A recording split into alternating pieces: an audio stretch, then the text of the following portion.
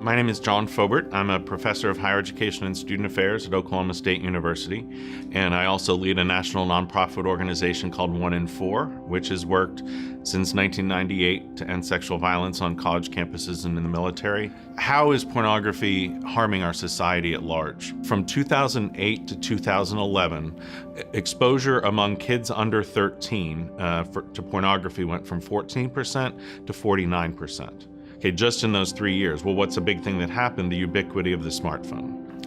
There's no question that this generation has more access to pornography than anyone in human history ever. How do we describe to people why pornography and violence go together? Pornography is a recipe for rape. And I'm not saying that anytime someone uses pornography, they're going to commit rape.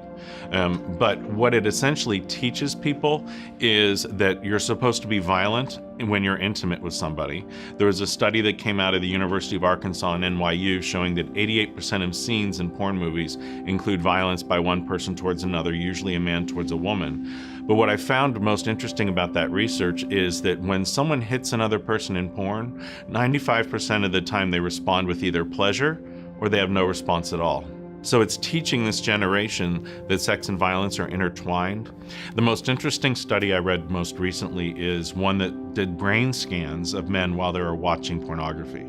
They scanned their brains and they wanted to see what areas of the brain light up when men look at porn. It's the part of the brain that deals with objects, not people.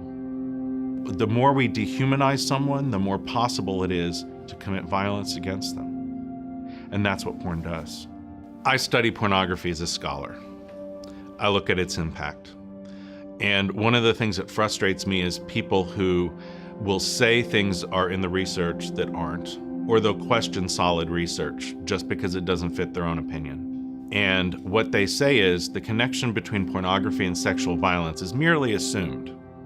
Well, we have over 50 studies showing a direct link between pornography and sexual violence. And from statistical odds, here's what we know. The odds that the pro-porn side who says there's no connection, the odds that they're right is like this.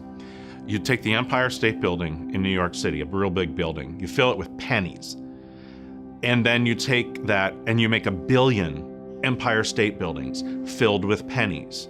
The odds that this pro-porn site is right is that you pick the right Empire State Building out of 1 billion of them, you go to the right floor and you pick out that right penny.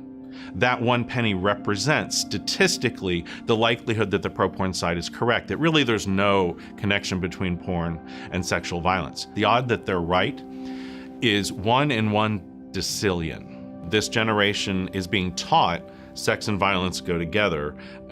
I do have hope, though, that we can unteach that. It's just we have a lot of work to do.